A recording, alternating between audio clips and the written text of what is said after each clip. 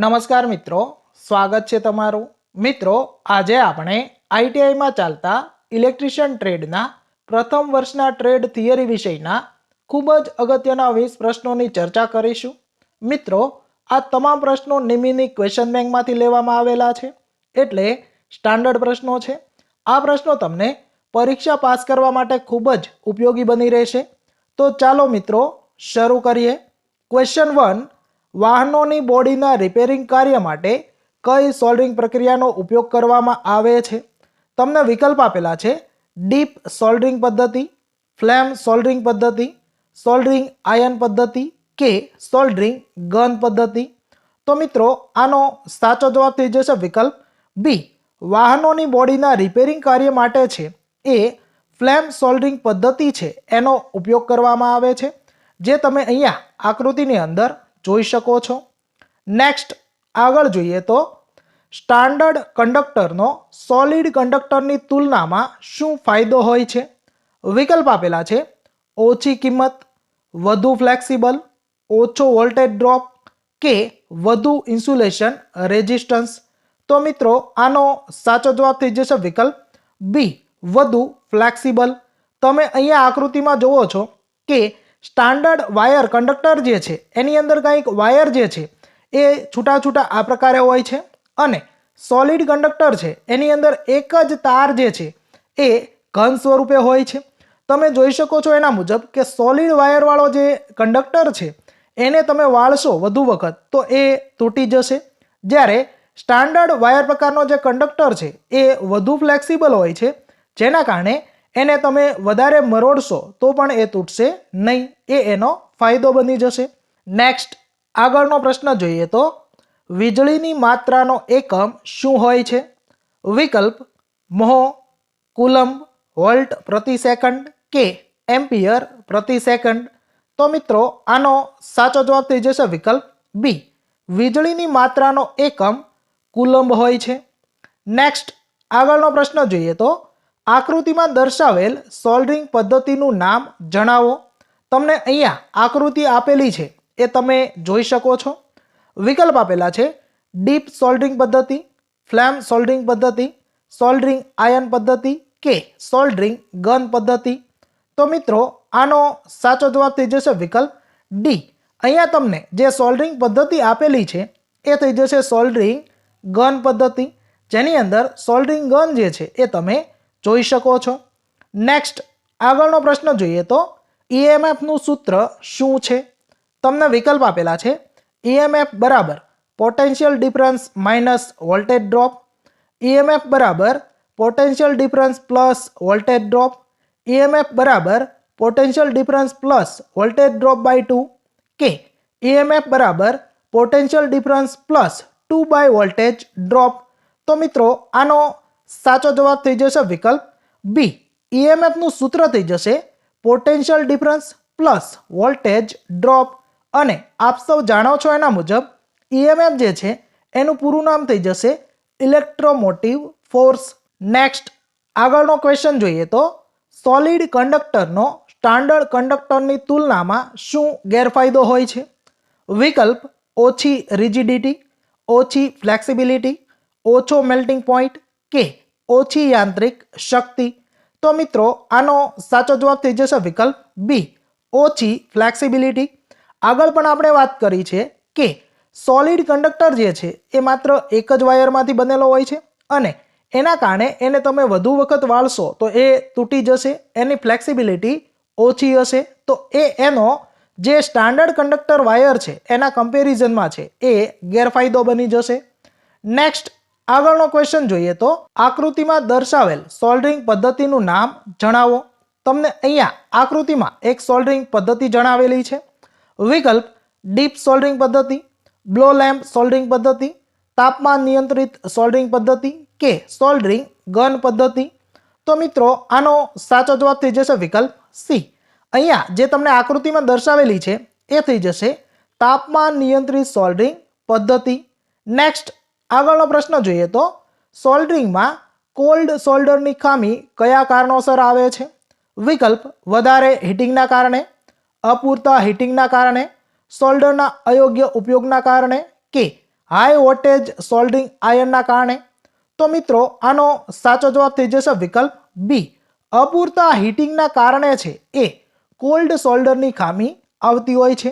તમે અહીંયા આકૃતિમાં બીજા નંબરની જે ખામી જોઈ શકો છો એ કોલ્ડ સોલ્ડરની ખામી બની જશે કે જેની અંદર સોલ્ડર જે છે એ પૂરેપૂરું પીગળતું નથી અને પૂરેપૂરો એનો જે જોઈન્ટ વ્યવસ્થિત બનવો જોઈએ એ બનતો નથી.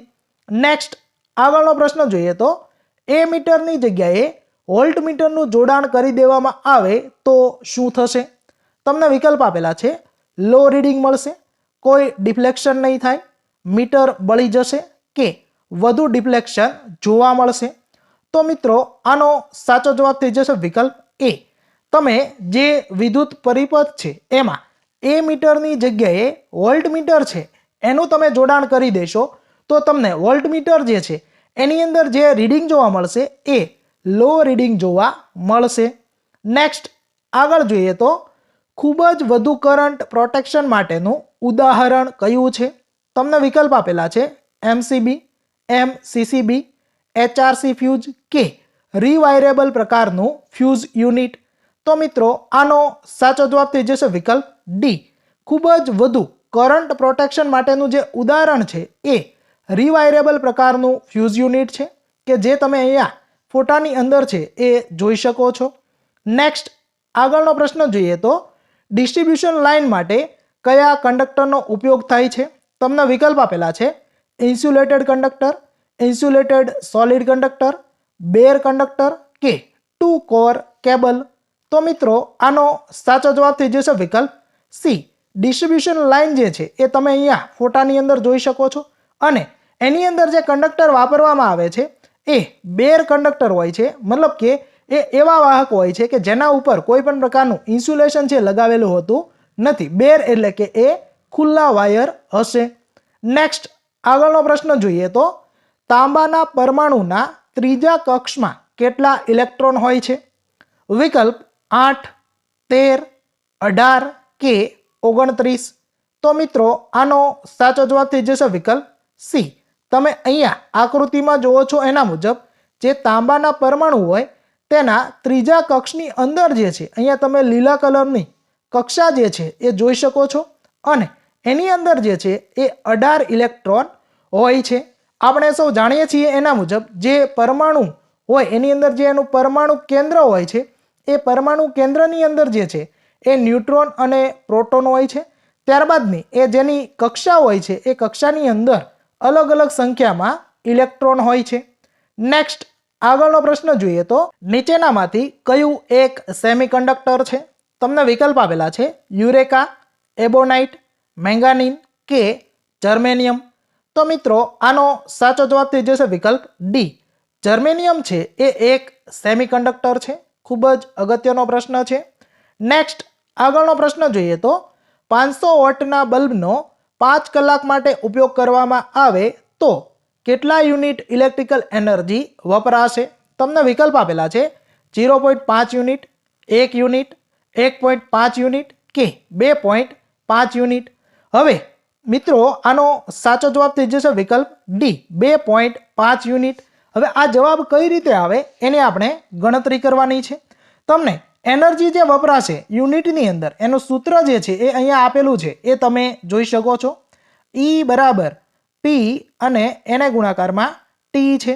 હવે P જે છે એ પાવર છે, પરંતુ પાવર જે છે એ તમારે કિલો વોટની અંદર લેવાનો છે. અહીંયા તમને જે પાવર આપેલો છે એ વોટની અંદર આપેલો છે 500, એને તમારે કિલો વોટની અંદર રૂપાંતરિત કરવો હશે તો 1000 વડે જે છે એ ભાગવા પડશે. અને ટી ટાઈમ જે તમને આપેલો છે એ 5 આપેલો છે. સાદુરૂપ તમે આપશો તો 500 અને 1000 જે છે તો 500 દુ 1000 એ પ્રકારે છે ભાગ ચાલશે. અને 2 અને 5 તો 5 ને જે છે એ તમે 2 વડે ભાગશો તો 2.5 યુનિટ એ જે છે એ પ્રકારે તમારો જવાબ છે તમને મળી જશે.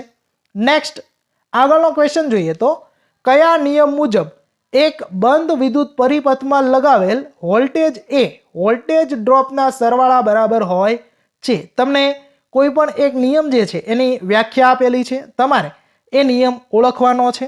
તમને વિકલ્પ આપેલા છે ઓહમનો નિયમ, પ્રતિરોધનો નિયમ, કિર્ચોફનો પહેલો નિયમ કે કિર્ચોફનો બીજો નિયમ?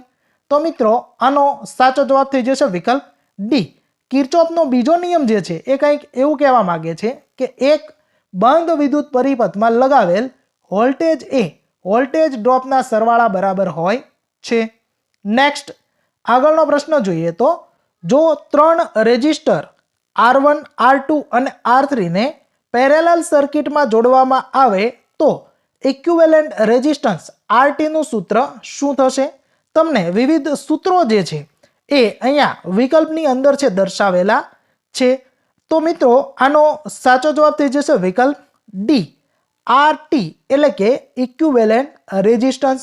હવે જે રેઝિસ્ટર તમને આપેલા છે R1, R2 અને R3 એ પેરેલલ સર્કિટમાં આપેલા છે.